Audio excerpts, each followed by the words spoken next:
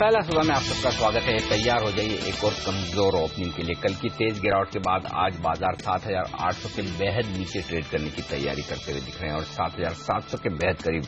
और हांगकांग के बाजारों को देखिए 660 अंकों का बड़ा नुकसान वहां पर होता हुआ दिख रहा है। चीन के बाजार 1.5% कमजोर है, लेकिन चीन से नहीं हांगकांग से संकेत बेहद नेगेटिव आते हुए दिख रहे हैं। रात की बात है कि निक्के यानी कि जापान के बाजार आज भी बंद है। बाकी एशिया बाजारों में स्ट्रेट टाइम से 1% नीचे है। एसजीएक्स निफ्टी सिर्फ 65 अंक नीचे दिख रहा है इस वक्त, क्योंकि सिर्फ इसलिए कह रहा हूं क्योंकि अगर आप हांगकांग को देखेंगे तो बड़ा डर लगेगा। रुपए पर नजर रखेंगे। कल मजबूत शुरुआत होने के बाद रुपया फिसल गया। पहली टिक आपकी स्क्रीन पर आती हुई सेंसेक्स और निफ्टी पर 150 अंक नीचे सेंसेक्स और 35 अंकों का नुकसान दिखेगा निफ्टी में। आपके लिए पहला संकेत यहां पर कमजोरी की तरफ। एनटीपीसी 9% नीचे, एचडीएफसी 9% नीचे, एसबीआई, आईसीआईसीआई बैंक ये कमजोरी की तरफ इशारा करते हुए पहली टिक पर। डॉक्टर रेड्डीज और टीसीएस जैसे कुछ डिफेंसिव शेयरों में थोड़ी खरीदारी की टिक्स आती हुई दिख रही, लेकिन देख लेते हैं रुपए पर किस तरह का रुझान है, क्योंकि 65 रुपए 87 पैसे ये था लेवल डॉलर के सामने। आज रुपए ने फिर से कमजोर शुरुआत की। कल की कमजोरी को आगे बढ़ाता हुआ 15 पैसे के नुकसान के साथ 66 रुपए के नीचे निकलता हुआ रुपया इस वक्त का लेवल है 66 रुपए 2 पैसे का। करेंसी मार्केट में कमजोरी का रुझान बरकरार। तो ये एक और ट्रेंड है इस वक्त करेंसी मार्केट से कमजोरी की तरफ ही आता हुआ नजर आएगा। अब फोकस किया जाए कुछ स्टॉक्स पर जहां पर एक्शन हो सकता है। नेगेटिव साइड पर यूनाइटेड स्पिरिट्स, जेफरीज की तरफ से रिपोर्ट आई है। 2710 रुपए का उन्होंने लक्ष्य दिया, रेटिंग दी है अंडर परफॉर्मर की। और ये स्टॉक देखते हैं कि क्या कुछ एक्शन में आ सकता है। कल वैसे यहां पर यूनाइटेड स्पिरिट्स में एक फंड एक्शन भी हुआ था।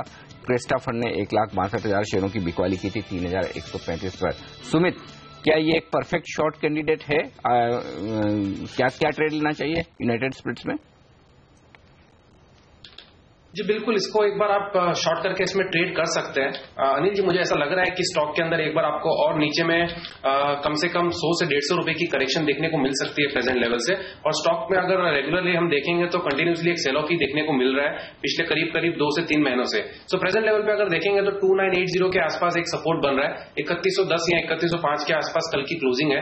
2980 अगर ये तोड़ देता है तो इसमें और भी मंदी बन जाएगी 2800 रुपए तक। तो इमीडिएटली इसके अंदर एक सेलिंग बन रही है स्टॉक के अंदर, सेल इनिशिएट किया जा सकता है।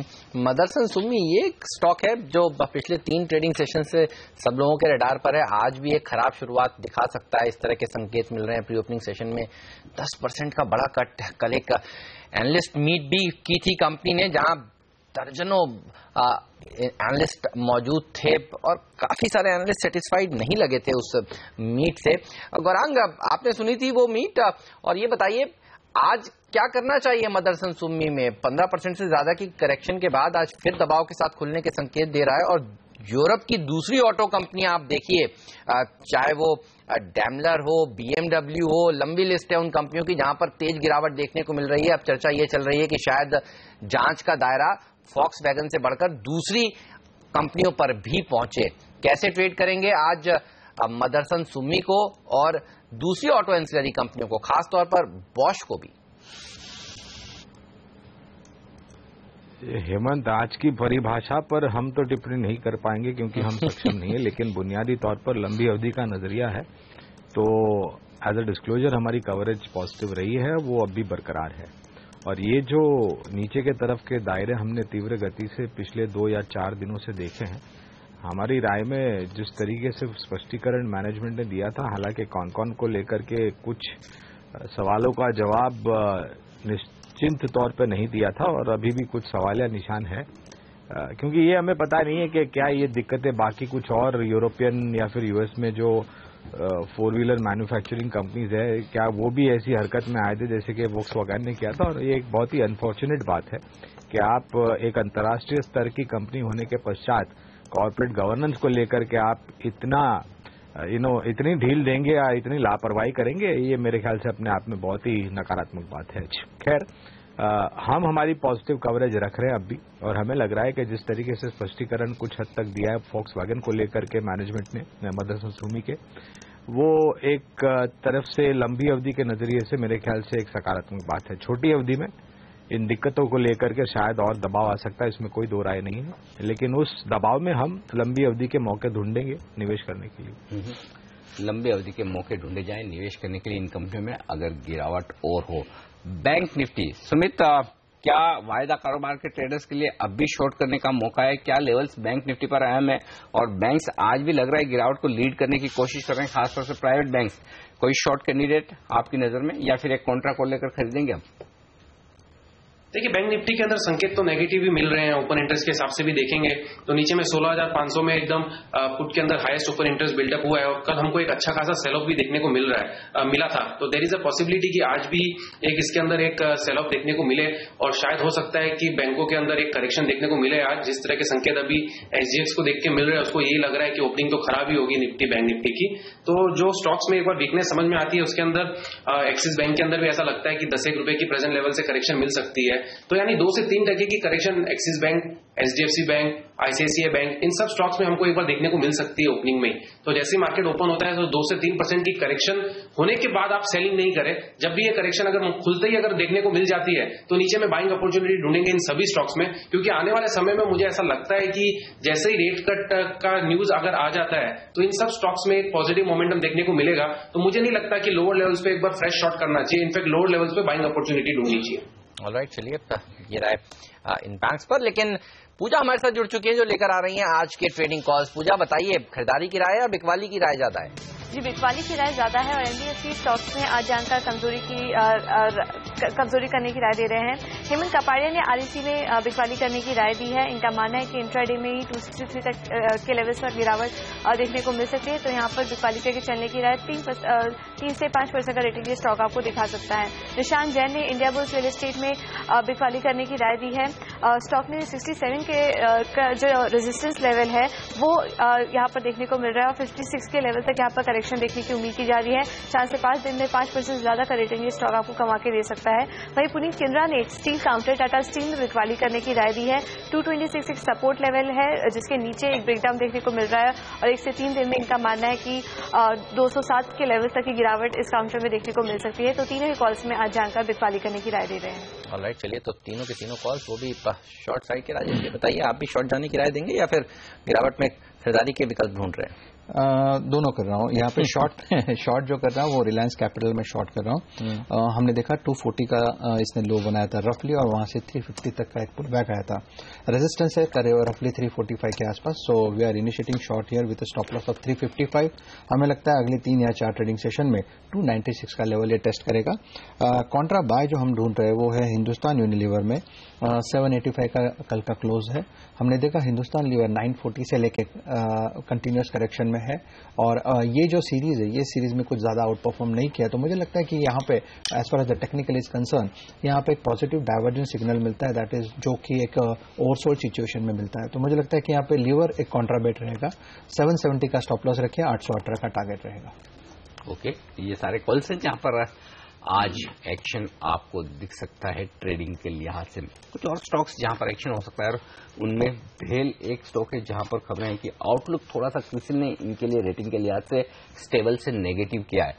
गौरांग, इस पूरी सीरीज में भेल और एलएनटी कमजोरी में आगे रहे हैं, क्या कुछ और गिरावट हो सकती है? क्या करना चाहिए ट्रेडर्स इन्वेस्टर्स को भेल में? अनिल जी, पहले तो डिस्क्लोजर देना चाहेंगे कि भेल पर हमने रिकमेंडेशन रिड्यूस का दिया, यानी कि अगर आपके पास पोर्टफोलियो में है तो ये स्टॉक आपको बेचना चाहिए। नतीजों के आधार पर मेरे ख्याल से जो निराशा खड़ी हुई है वो बहुत जल्द दुरुस्त होती हुई नजर नहीं आती और एग्जीक्यूशन को लेकर के बड़ा सवालिया निशान है।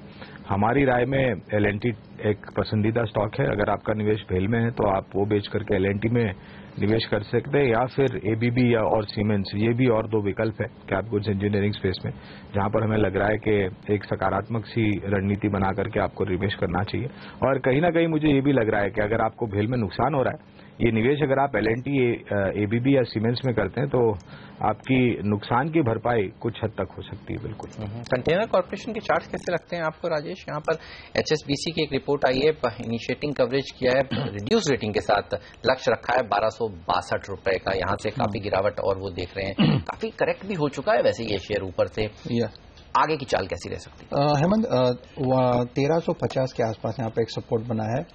मुझे लगता है जो लॉन्ग बेल्ट है वो 1350 के एंगल से बना है, यानी 1350 अगर घटता है तो लॉन्ग लिक्विडेशन होगा। तो मुझे लगता है कि 1350 का लेवल अगर टूटता है तो डेफिनेटली आप शॉर्ट यहाँ पे इनिशिएट करें, नहीं तो फिर ऐसा होगा कि 1350 होल्ड रखेगा तो then there will be a pull back of 1500-1510 तक। अगर 1350 टूटता है तो फिर आप यहाँ पे लॉन्ग लिक्विड कर दीजिए, क्योंकि मुझे लगता है फिर ये प्रेशर में आएगा, क्योंकि as far as the weekly chart is concern ये करीबन 1140 तक का यहाँ पे फॉल दिखता है। तो 1350 is are important level. Amtek Auto के चार्ट पर भी आपसे राय लेना चाहता हूं। हालांकि खबरें आज ये आ रही कि कंपनी बात कर रही है अपने लेनदारों से, रिस्ट्रक्चरिंग की कोशिश करेगी। जेपी मॉर्गन का भी ये कहना है कि पैसा वसूल कर पाएंगे वो एमटेक ऑटो से। अब कितना होगा क्या पता नहीं। ये बताएं, अब बजाय इसके कि मैं आपसे डायरेक्शनल कॉल लूं कि एमटेक ऑटो खरीदना चाहिए बेचना चाहिए, ये नहीं पूछूंगा। मैं ये पूछूंगा कौन से लेवल्स अहम है, नीचे और ऊपर। लोग अपने आप डिसाइड करेंगे उन्हें क्या करना है। Anil ji, as far as the daily chart is concern 33-34 ये इंपॉर्टेंट लेवल रहेगा पोजिशनल बेसिस पे, क्योंकि अगर वो लेवल भी टूटता है 33-34 इतना नीचे।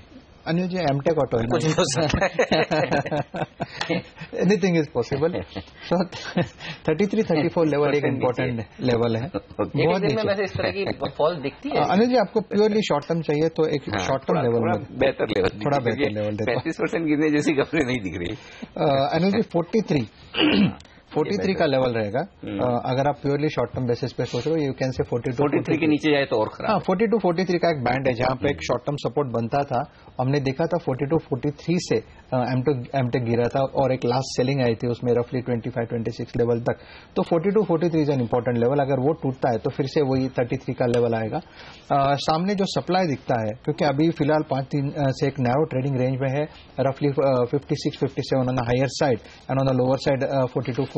तो ये बैंड है, आइदर साइड ब्रेकआउट आना चाहिए। अगर 56-57 का लेवल टूटेगा तो फिर से आप इसमें एक स्ट्रॉन्ग बाइंग इमर्ज होता हुआ देखेंगे। रफली 80-82 तक जा सकता है। So it's a trend, it's a band.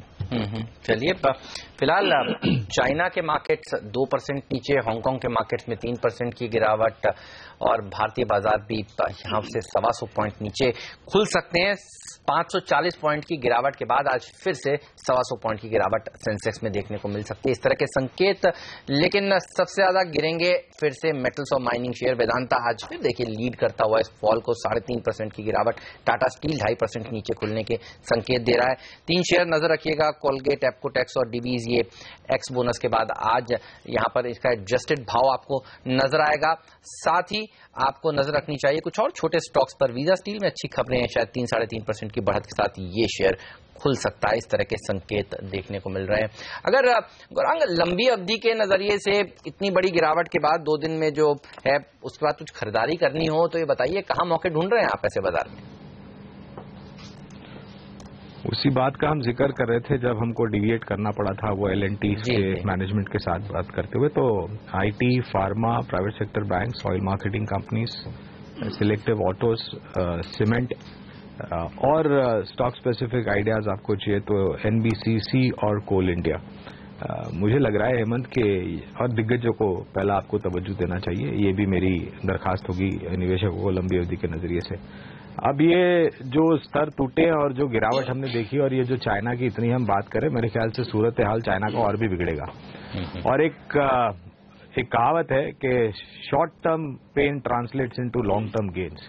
तो मैं ये मानता हूं कि हाँ, थोड़ा दर्द और दुख अभी भी है बाजार में, लेकिन ऐसा भी नहीं है कि हम बहुत ही तीव्र गिरावट देखेंगे और खरीदारी बिल्कुल आते दिखेगी। और ये जो क्षेत्र के जो मैंने बात की हेमंत, नतीजों के आधार पर भी मुझे लग रहा है कि यहाँ एक सकारात्मक सा रुझान आ सकता है। एक क्विक कॉल सुमित आपसे, वायदा कारोबार में अगर एक कॉन्ट्रा कॉल लेना हो ओवरसोल्ड स्टॉक कोई मैं आपको पूछूं जो आज और कल अगर बाजार रिकवर हो तो शॉर्ट कवरिंग के चलते अच्छा उछल सकता है, कोई एक स्टॉक?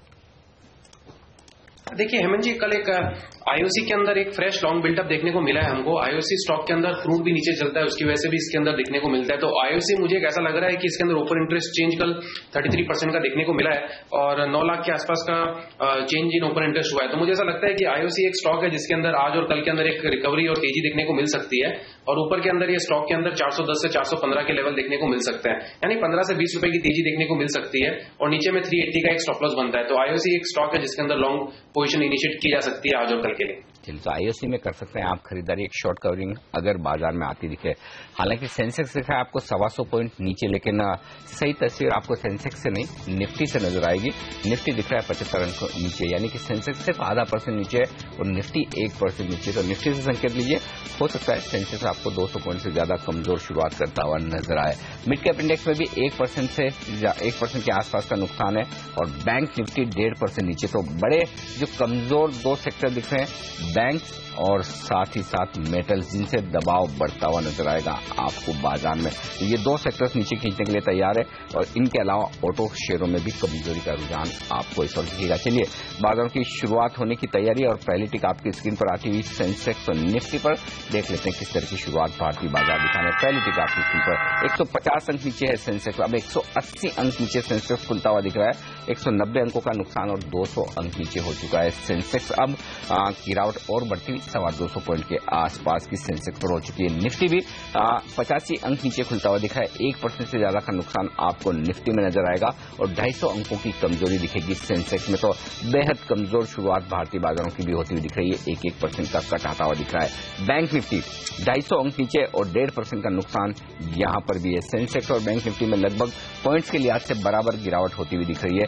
250 पॉइंट के आसपास की कमजोरी कहां है?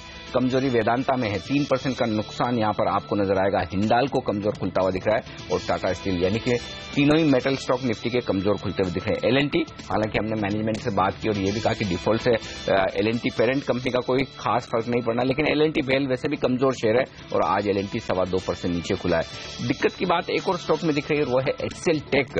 यहां पर 3% का बड़ा कट आता हुआ दिखा है, ये सरप्राइजिंग है। इनफैक्ट एचसीएल टेक ही नहीं, इनफैक्ट विप्रो कमजोर है। तो आईटी शेयरों को जो डिफेंसिव हम मानते हैं, यहां पर भी नुकसान होता हुआ दिखा है।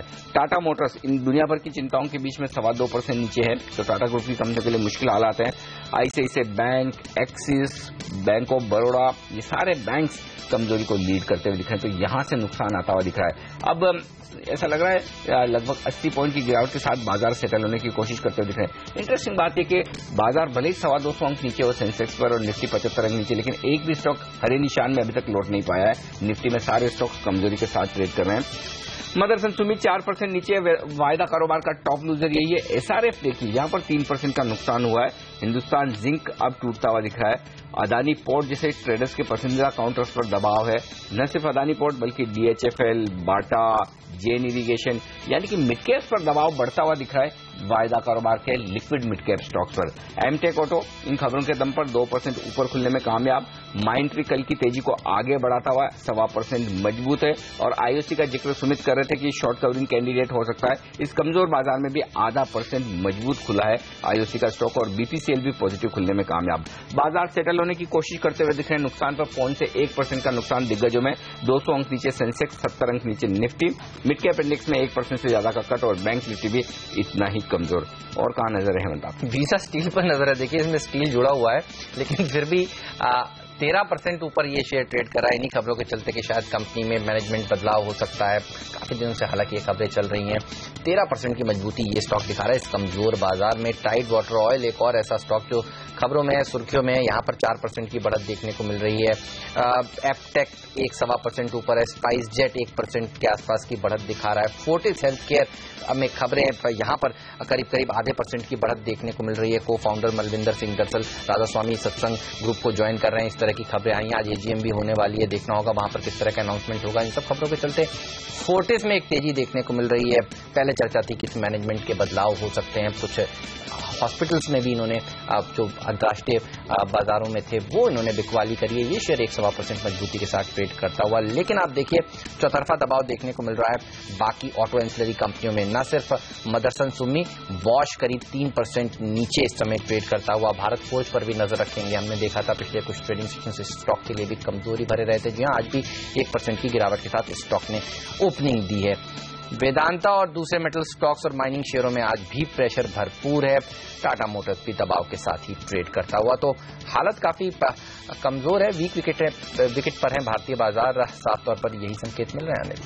बिल्कुल, और लेकिन थोड़ी सी लोअर लेवल से रिकवरी जरूर होती दिख रही है। हालांकि साइजेबल नहीं है, लेकिन कम से कम ये कह सकते हैं कि गिरना बंद किया है बाजार ने, ये एक थोड़ा सा राहत वाला संकेत हो सकता है। आप देखिए 7,725 ये है आज का लोअर। इस वक्त हम थोड़े से हाइज के आसपास ट्रेड कर रहे हैं। हालांकि 70 पॉइंट का नुकसान तो जरूर है अब भी, तो थोड़ी सी रिकवरी लोअर लेवल से आती हुई दिख रही। 200 अंकों के नुकसान के साथ सेटल होता हुआ दिखेगा आपको सेंसेक्स और निफ्टी पर 70 अंकों का नुकसान। बैंक निफ्टी अब भी कमजोरी के साथ ही ट्रेड करता हुआ दिखा।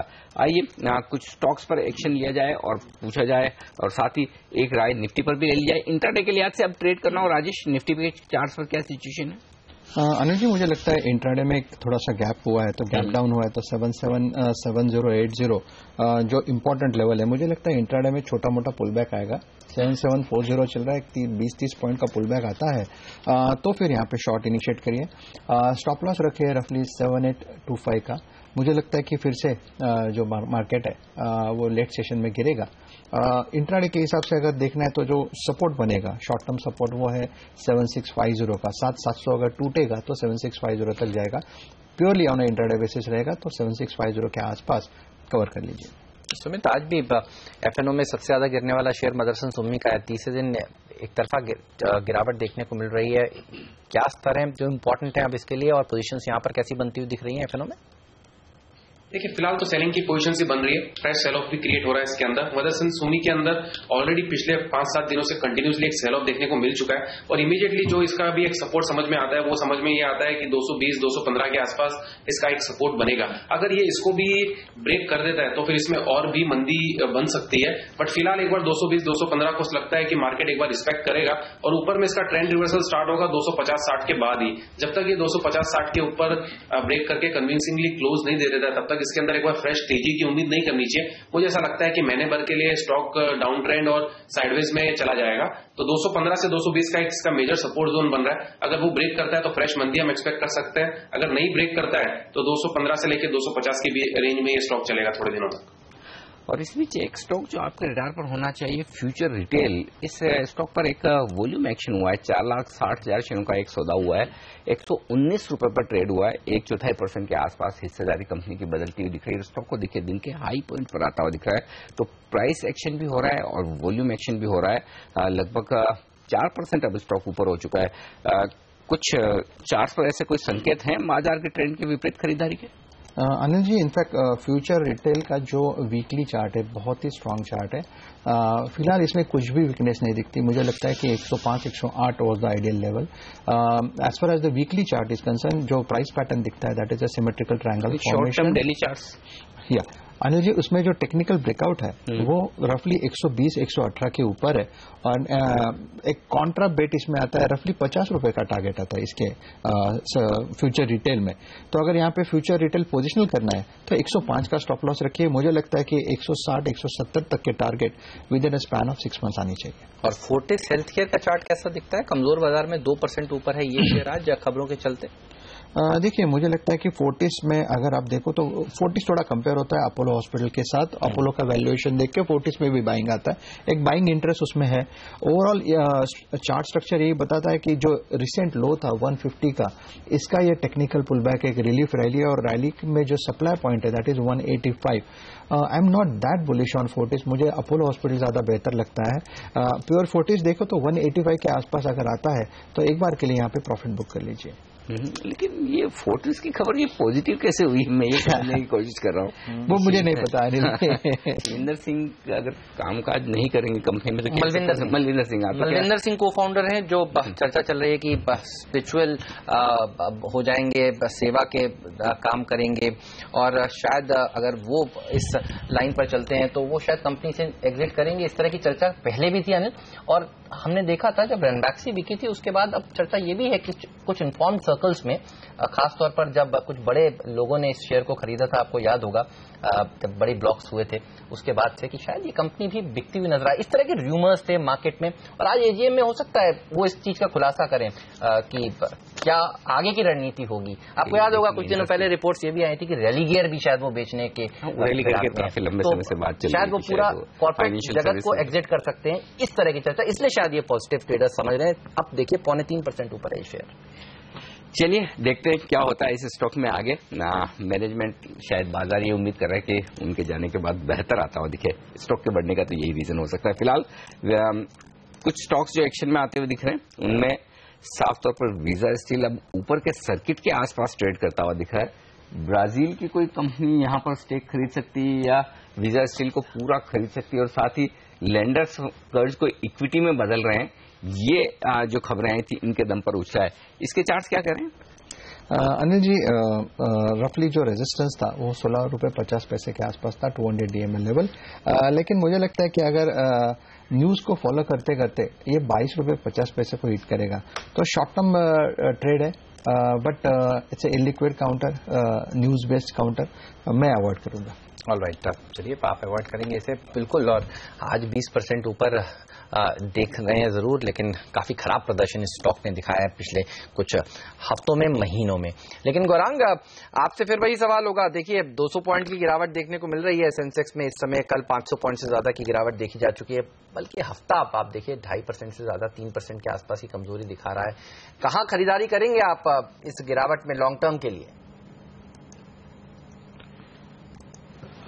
हेमंत, जो दायरा मैंने जिक्र किया था वो करीबन था 7,600 और 7,700 नीचे की तरफ निफ्टी स्पॉट की मैं बात कर रहा हूँ। जो स्तर 7,725-30 के आसपास बने और जो मौजूदा स्तर है 7,740 या 50 के आसपास, अब ये स्तर तो मुझे महफूज लग रहे हैं निवेश करने के लिए। हालांकि ये भी दरखास्त होगी निवेशकों को कि आप पूरी ताकत लगा करके पूरी पूंजी मत लगाइए। जो संकेत घरेलू स्तर पर खड़े हैं उसको लेकर के शायद थोड़ा और दबाव आ सकता है। और कल FNO एक्सपायरी होने के कारण मेरे ख्याल से एक चीज का मैंने जिक्र किया था वोलेटिलिटी का, वो और भी हावी हो सकती है। तो 20-30-40% आपके पास जो निवेश लायक पूंजी है वो आप निवेश कीजिए। और निवेश की शुरुआत जो आपको करनी है वो है IT, pharma, private sector banks को लेकर के और दिग्गजों को ध्यान में रखते हुए।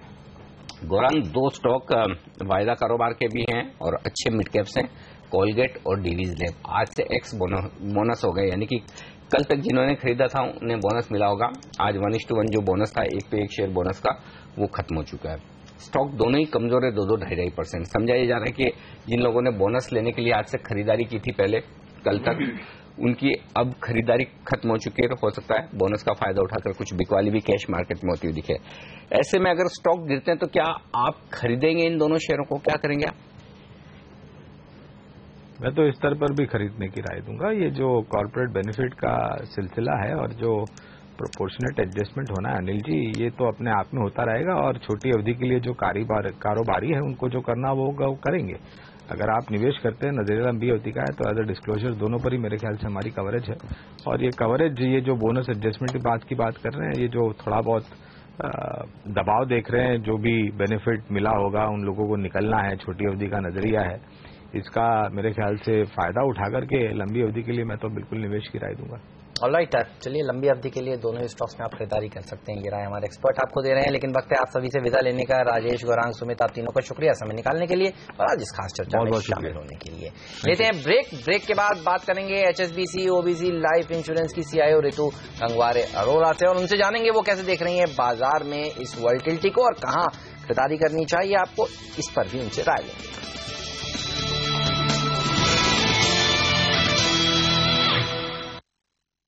अमेरिका के इस दौरे में नमो मंत्र होगा आइडिया और इनोवेशन। सिलिकॉन वैली में न्यू एज बिजनेस लीडर से होगी मोदी की बात। फेसबुक के हेडक्वार्टर में बनेंगे नए फ्रेंड्स, शेयर और लाइक की होगी भरमार। सैप सेंटर क्या बनेगा मेडिसिन स्क्वायर गार्डन? इन सारे प्रोग्राम और मीटिंग का क्या है इंडिया कनेक्शन? जानिए मेरे साथ सिलिकॉन वैली से हर रोज कुछ खास, सिर्फ CNBC आवाज पर।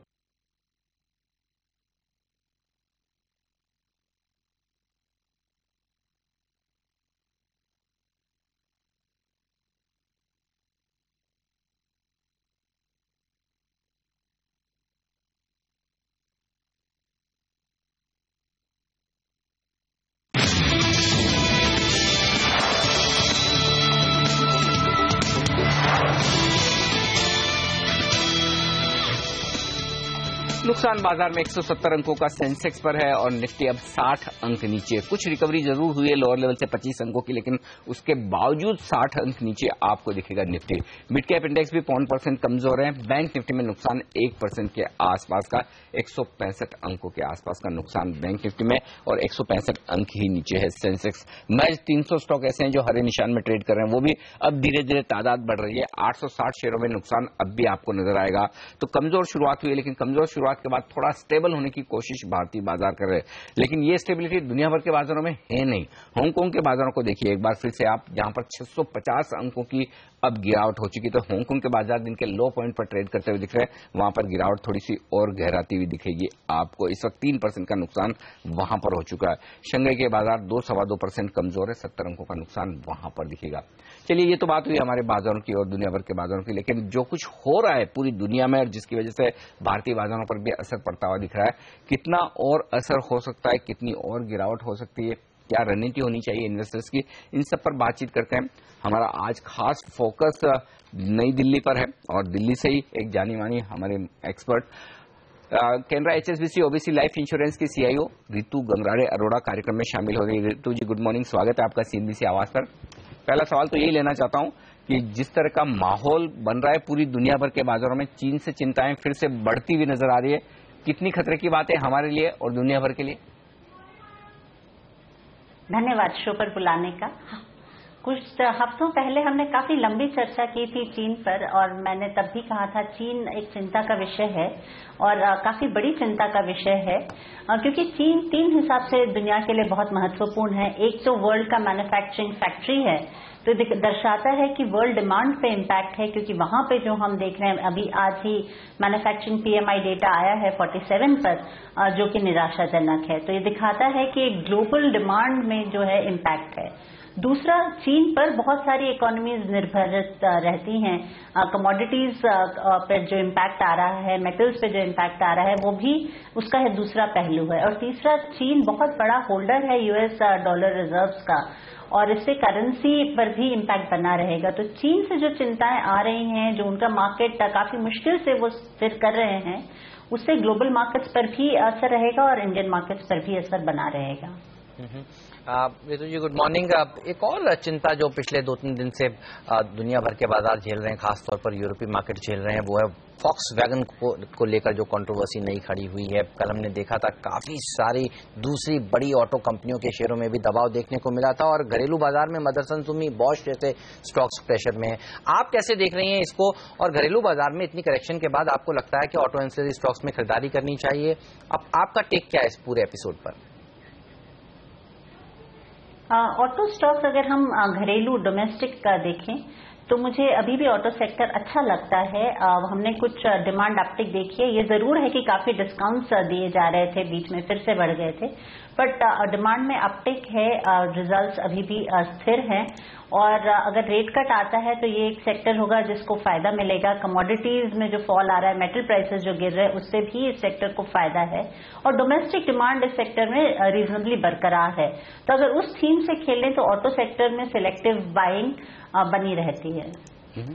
बैंकिंग शेयरों पर आपसे राय लेना चाहता हूं। साथ ही अब जो बड़ी इवेंट भारतीय बाजारों के लिए है, वो है पॉलिसी की 29 सितंबर को जो होगी। आप क्या सोच रही हैं, क्या RBI गवर्नर इस बार कट करेंगे? यदि हाँ तो कितना, और उस लिहाज से फिर प्राइवेट और पब्लिक सेक्टर बैंक्स दोनों पर आपका क्या व्यू है? मुझे पूरी उम्मीद है और कि इस बार रेट कट आना चाहिए, और इसके बहुत सारे कारण हैं। इन्फ्लेशन काफी हद तक सुधर गया है, 3.8% पे जो आया था, बहुत अच्छा नंबर है। अगर हम IIP देखें, 3.8% इकोनॉमी को अच्छा इंडिकेशन और सशक्त करता है RBI का हाथ रेट कट लेने के लिए। मॉनसून पर से चिंताएं अब थोड़ी सी कम हो गई हैं, और ओवरऑल करेंसी बहुत अच्छे से इस टर्मोइल में परफॉर्म कर रही है, स्ट्रांग रही है, रेजिलिएंट रही है। तो मैं उम्मीद करती हूं कि कम से कम 25 बेसिस पॉइंट्स का कट तो RBI ने देना चाहिए इस बार, और 50 बेसिस पॉइंट तक भी दे सकता है, क्योंकि इसके बाद जब अगर US फेड रेट हाइक करता है दिसंबर में, तो उसके बाद मौके कम हो जाएंगे RBI के पास। तो मुझे लगता है अभी सभी तरफ से RBI के पास कारण है, और रेट कट की उम्मीद सशक्त होती है। रेट कट के अलावा अक्टूबर के सीरीज में जो इम्पोर्टेंट इवेंट है वो शायद अर्निंग्स को लेकर है। आपकी क्या एक्सपेक्टेशन है इस बार अर्निंग सीजन से? कौन से सेक्टर्स आउट परफॉर्म कर सकते हैं, कौन से सेक्टर्स में दबाव देखने को मिलेगा? अर्निंग्स एक्सपेक्टेशन इस साल की करीब सभी ने प्रून डाउन कर दी हैं, कम कर दी हैं। करीब 10% का अर्निंग्स ग्रोथ अगर हम इस फाइनेंशियल ईयर में देखते हैं तो अच्छा रहेगा। तो मुझे लगता है कि प्राइवेट सेक्टर बैंक्स, फार्मास्यूटिकल्स, वो सेक्टर्स होंगे जहां हम अर्निंग ग्रोथ देखते रहे हैं और वो आगे भी दिखाएंगे। मार्जिन इंप्रूवमेंट भी देखा था हमने। पब्लिक सेक्टर बैंक्स में अभी भी प्रॉब्लम्स बनी हुई है। अब माना जा रहा है कि जो स्टील कंपनीज हैं उनके बनस्बत भी एनपीएस का प्रेशर शायद पीएसयू बैलेंस शीट पर आएगा। तो ये चिंताएं बनी रहेंगी अगले कुछ क्वार्टर्स। तो तब तक प्राइवेट सेक्टर बैंक्स ही आउट परफॉर्म करेंगे, बेटर अर्निंग्स विजिबिलिटी देंगे। लेकिन जो चीन की चिंताएं हैं उनको देखते हुए क्या फिर आपको लगता है कि मेटल्स अभी भी दबाव में रह सकते हैं, या फिर ये वर्स्ट केस सिनेरियो इन शेयरों की प्राइस में डिस्काउंट हो चुका है? इस पूरे सेक्टर को कैसे देखती हैं आप? मैं मेटल्स को बिल्कुल खरीदने की राय नहीं देती। मैं मानती हूं अगले कुछ क्वार्टर्स कम से कम और कुछ साल मेटल्स के लिए काफी लो डिमांड वाले रहेंगे। ये हमारे देश के लिए बहुत अच्छा है। अगर हम रिफॉर्म्स करके एक स्पर लाते हैं इंफ्रास्ट्रक्चर बिल्डिंग में तो हमारे देश के लिए अच्छा है। पर मेटल स्टॉक्स के लिए मुझे लगता है प्रेशर बना रहेगा। काफी कुछ सेफगार्ड ड्यूटी वगैरह करके उन्हें प्रोटेक्ट करने की कोशिश की जा रही है, पर ग्लोबल डिमांड डिस्ट्रक्शन का इम्पैक्ट जरूर दिखेगा। इसके अलावा जब प्रधानमंत्री मोदी जी यूएस जाते हैं तब एक आशा जगती है कि कुछ बड़ी घोषणाएं होंगी। 7 दिन की यूएस की विजिट पर वो रवाना हो चुके हैं। ये बताइए कि आईटी सेक्टर को आप किस तरह से देख रही हैं? एक तरफ हम देख रहे हैं यूएस की इकोनॉमी थोड़ी स्टेबल होती हुई, माना जा रहा है कि अब दिसंबर में एक बार ब्याज दरें वो बढ़ाना भी शुरू करें। आईटी कंपनियों के लिए अच्छा है, खराब है, और आपकी क्या राय है आईटी सेक्टर पर इस समय? आईटी सेक्टर हम देखें तो डिमांड पर काफी प्रेशर है और जिस तरह का आजकल आईटी का रुझान है ग्लोबली, उसमें हमारी कंपनियां बहुत सशक्त नहीं हैं। जिस तरह बिग डेटा हो गया, सीआरएम हो गया, तो इसमें हमारा जो शेयर ऑफ बिजनेस है वो थोड़ा सा कम है। तो हमारी कंपनियों को काफी रीमॉडल करना पड़ेगा, रीस्ट्रेटेजाइज करना पड़ेगा, जिस बारे में हमारी कंपनी के दिग्गज स्टेटमेंट्स भी देते रहे हैं। बट करेंसी स्थिर है, डिमांड बहुत बुरी तरह से डिस्ट्रॉयड नहीं है, अर्निंग्स अभी भी दिखती हैं आईटी कंपनीज में। तो मैं एक न्यूट्रल स्टांस रखती हूँ आईटी सेक्टर के लिए। बट मुझे नहीं लगता अगले कुछ क्वार्टर्स में बहुत अच्छा पॉजिटिव रिजल्ट आएगा। बट एक लॉन्ग टर्म होल्डिंग के हिसाब से आईटी कंपनीज काफी महत्वपूर्ण है। और जो हमारा 20% एक्सपोर्ट है ऑफ गुड्स एंड सर्विसेज, उसमें काफी बड़ा योगदान आईटी सेक्टर का ही है। आप चूंकि रेट कट को लेकर काफी कॉन्फिडेंट हैं और आप मानकर चल रहे हैं कि एक रेट कट होने वाला है, मैं आपसे इक्विटी से हटकर फिक्स इनकम डेट पर राय लेना चाहता हूं। फिर क्या जिन लोगों को दुनिया भर के इस उतार चढ़ाव से डर लग रहा है, इक्विटी में पैसा लगाने में डर लग रहा है, क्या एक फिक्स इनकम वाला गवर्नमेंट सिक्योरिटीज का या एक अच्छा बॉन्ड फंड ऑप्शन हो सकता है 3 साल के लिहाज से, कि ब्याज दरें कम होने की संभावना है, रिटर्न अच्छे बने, डबल डिजिट रिटर्न की उम्मीद करके एक मौका वहां देखा जा सकता है?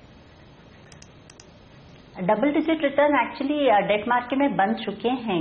10% से ऊपर रिटर्न रहा है इस साल अगर आप देखें, क्योंकि यील्ड्स रेट कट हो ना हो, यील्ड्स प्रोग्रेसिवली कम हुई हैं ऑलमोस्ट 1% से। तो डबल डिजिट रिटर्न बन चुका है। अगले कुछ महीनों में और ज्यादा रिटर्न बनने की पूरी उम्मीद है। और इसके लिए बॉन्ड फंड्स हो गए, डायरेक्ट निवेश हो गया, इंश्योरेंस, क्योंकि इंश्योरेंस बहुत बड़ा डेट इन्वेस्टर होता है, ट्रेडिशनल पॉलिसीज हों चाहे यूनिट लिंक पॉलिसीज हों, तो ये सारे उपलब्ध हैं, निवेशकों को निवेश करना चाहिए। मेटल्स में जिस तरह से चिंता की बातें निकल कर आ रही हैं, हर रोज आप देखिए 2 खबरें खराब आती हैं मेटल सेक्टर के लिए और शेयर पिटते भी हैं। आप जैसे फंड्स की क्या अप्रोच है फिर इन सेक्टर्स के लिए? क्या धीरे धीरे खरीदारी करनी चाहिए मेटल्स में? ये राय रख रही हैं आप, या आपको लगता है कि अभी मेटल्स में और पेन बाकी है चाइना के चलते? मेटल्स में अभी काफी पेन बाकी है। मेटल्स में पेन जब खत्म नहीं होगा तो रिकवरी कुछ दूर है अभी, जब तक एक चाइना या ग्लोबल डिमांड में रिवाइवल नहीं आता है। इंडिया में भी कोई बहुत बड़ा अपटिक नहीं है इंफ्रास्ट्रक्चर स्पेंडिंग या डोमेस्टिक डिमांड में। तो मेटल सेक्टर से मैं काफी अंडरवेट हूं और बनाए रखूंगी। एक और स्पेस जो काफी दबाव में दिख रही है वो है कैपिटल गुड्स शेयरों के। हालांकि आईआईपी के नंबर्स थोड़े से बेहतर होते हुए दिखे ऋतु जी, लेकिन फिर भी इन शेयरों में रिकवरी है नहीं। बेल, एल&टी जैसे दिग्गज लगातार कमजोर हो रहे हैं। क्या सिर्फ मार्केट के साथ की कमजोरी है या आपको लगता है कि अब भी इन कंपनियों के लिए मुश्किल भरे हालात हैं? और इस सेक्टर पर फिर आपकी राय क्या है, खरीदना चाहिए या नहीं? हालात तो मुश्किल ही है। अगर हम इनके बैलेंस शीट और पीएनएल देखें तो काफी स्ट्रेस दिखता है, लेकिन मैं ये मानती हूं कि अगर हम मानते हैं कि जो रिफॉर्म्स हो रहे हैं और इंडिया सभी मानते हैं कि इमर्जिंग मार्केट्स में बेटर प्लेस्ड है, एक आउटलायर है और यहाँ पे रिकवरी बेटर होनी चाहिए, तो अगर हम कहते हैं कि ग्रोथ रिटर्न करेगी अगले 3 से 5 साल में, तो ये सेक्टर और ये स्टॉक्स डेफिनेटली परफॉर्म करेंगे। तो अभी जो करेक्शंस आ रहे हैं, मुझे इन सेक्टर्स में एक बाइंग की अपॉर्चुनिटी दिखती है, बट सिलेक्टिव। तो मैं अच्छी कंपनीज में ही निवेश करूंगी, छोटी कंपनीज में नहीं करना चाहूंगी, बट सिलेक्टिव बाइंग करके पोर्टफोलियो बनाने की स्थिति है अभी। और अगले 3 से 5 साल तक ये सेक्टर्स मुझे लगता है विल लीड द रैली जब होंगे। इसके अलावा आपसे राय लेना चाहूंगा फार्मा कंपनियों के ऊपर। आपको क्या लग रहा है इस बार नतीजे कैसे आ सकते हैं फार्मा कंपनियों के, और यहाँ पर क्या व्यू है? फार्मा कंपनीज वैसे तो बहुत डाइवर्स सेक्टर है, हर कंपनी एक दूसरे से बहुत अलग है, बट बाय एंड लार्ज यहाँ पे नतीजे अच्छे रहते हैं, अर्निंग विजिबिलिटी अच्छी दिखती है। और खासकर जब बाकी सेक्टर्स में ये नहीं दिख रहा है तो फिर आप अंधों में काना राजा कह लीजिए, पर मुझे फार्मा सेक्टर अच्छा लगता है, अर्निंग्स अच्छी दिखती है। और इस एनवायरमेंट में जब मार्केट कोई रिटर्न नहीं दे रहा है तब अर्निंग्स से रिलेटेड जो रिटर्न बनता है वो काफी महत्वपूर्ण होता है। इस साल अगर हम देखें तो अभी मार्केट जनवरी से अभी तक करीब 6% नीचे ही है, तो ऐसे में अर्निंग विजिबिलिटी वाले स्टॉक्स पोर्टफोलियो में होने चाहिए और फार्मा सेक्टर इस बात को पूरा करता है। लेकिन इस बीच देखिए बाजार कुछ रिकवरी की कोशिश करते हुए दिख रहे हैं, लगभग आधे नुकसान की भरपाई कर चुके हैं। अब सेंसेक्स में 100 अंक नीचे है, निफ्टी पर नुकसान अब 40 अंकों का है। हालांकि आधा % की कमजोरी अब भी निफ्टी में, लेकिन 1% की जो कमजोरी थी वो घटकर आधी रहेगी। मिड कैप इंडेक्स महज 1/4% कमजोर है। बैंक निफ्टी में भी सेंसेक्स और निफ्टी जितना ही नुकसान है। तो कुछ रिकवरी की कोशिश जरूर बाजार की तरफ से होती हुई नजर आ रही है इस वक्त। लेकिन ऐसे में जब आप कह रहे हैं कि जो दिक्कतें हैं वो दुनिया भर के बाजारों की ज्यादा है, बाहर की इकोनॉमीज की ज्यादा है, ऋतु जी ऐसे में क्या फिर यहाँ की जो घरेलू कंपनियां हैं जिनका हिंदुस्तान की इकोनॉमी से लेना देना ज्यादा है, यहाँ कारोबार ज्यादा है, फर्ज करें एफएमसीजी सेक्टर, क्या यहाँ पर मौके अच्छे हैं या फिर शेयर इतने महंगे कि खरीदने में डर लगता है? शेयर्स जिस तरह का अभी इनका डिमांड और बिजनेस आउटलुक है उसके हिसाब से महंगे लगते हैं, पर जो पोर्टफोलियो में वैसे हैं उन्हें होल्ड करना चाहिए क्योंकि उससे थोड़ी स्थिरता आती है। बट नए निवेश के लिए सेक्टर महंगा लगता है, करना चाहते हैं पर महंगा लगता है। आपने ऑटोज में कहा था कि आपको अच्छा लगता है यहाँ पर, ये आप क्षेत्र पर, इस क्षेत्र पर आप बुलिश हैं, लेकिन ऑटो एंसिलरीज पर अब आपका क्या व्यू है?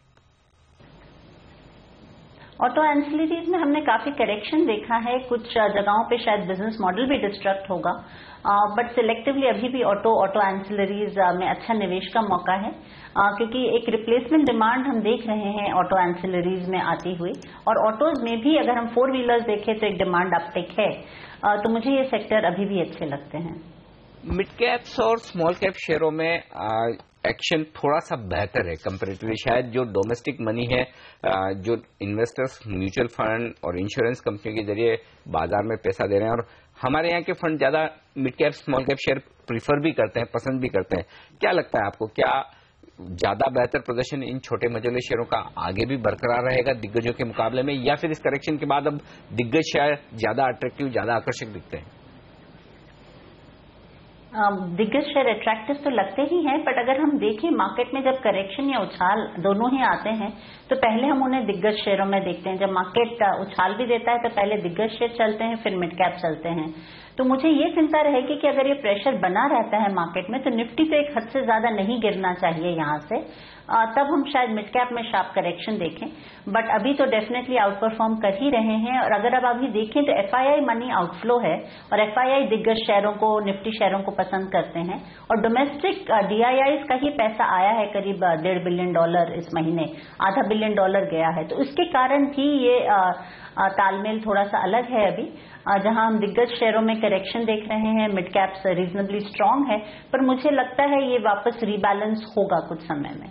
चलिए तो जी आप हमारे साथ बने रहिए। स्मॉल कैप इंडेक्स कोशिश कर रहा है हरे निशान में आने के लिए। इस समय मिड कैप इंडेक्स में 1/4% की गिरावट, बाजार निचले स्तर से थोड़ा सा रिकवर करते हुए 7723 का आज लो लगाने के बाद आप देखिए 7765 पर इस समय निफ्टी ट्रेड करता हुआ। लेकिन वक्त है ब्रेक का। ब्रेक के बाद प्रभुदास लेदर के दिलीप भट्ट भी हमारे साथ जुड़ेंगे और उनसे भी जानेंगे वो कैसे देख रहे हैं भारतीय बाजारों को इस समय।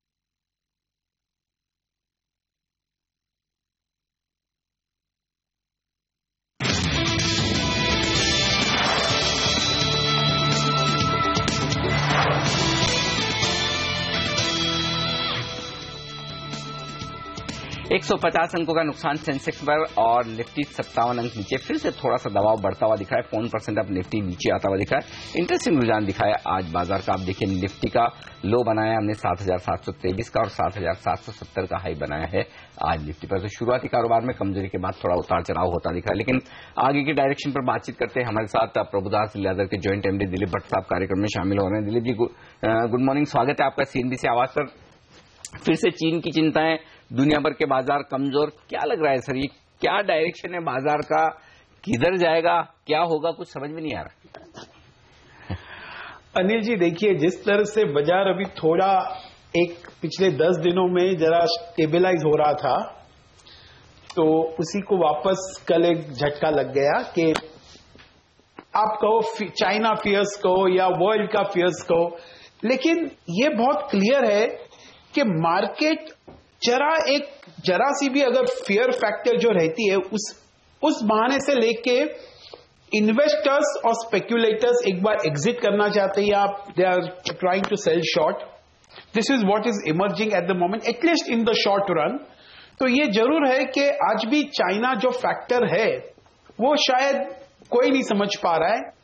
यही उम्मीद कर रहे हैं कि चलो ये सेटल डाउन हो जाएगा। कल उन्होंने एक स्टेटमेंट किया, आज वापस एक चाइनीज प्राइम मिनिस्टर ने स्टेटमेंट किया कि वो डिवैल्यू नहीं करेंगे यूएन को to boost their exports. No all this doesn't seem to be very adequate comfort for the markets, ऐसे समझ में आ रहा है। तो मुझे लगता है शायद ये फियर फैक्टर शायद हावी बना रहेगा मार्केट के ऊपर, क्योंकि ये एक है जहां पर कोई गेस नहीं कर पा रहा है कि इसका नेक्स्ट स्टेप क्या होगा। अगर ग्रीस का प्रॉब्लम था, सबको पता था कि ग्रीस में डिफॉल्ट होगा या नहीं होगा, उनकी जनता क्या चाहती है, उनके प्राइम मिनिस्टर क्या चाहते हैं, यूरोप क्या चाहता है। यहां पर ऐसा कोई अवेलेबल नहीं है। तो मुझे लगता है कि ये factor is playing out, and along with that I think India is just flowing with the world current or FISK flows continues to be negative. I think all these factors will weigh at least in the short run. तो शायद short term में pressure बना रहेगा, not impossible, but long run में अगर हम next सितंबर दिसंबर की बात करें तो मुझे लगता है अभी भी मार्केट एक it's a market to buy for definitely for next September to December for 12 months.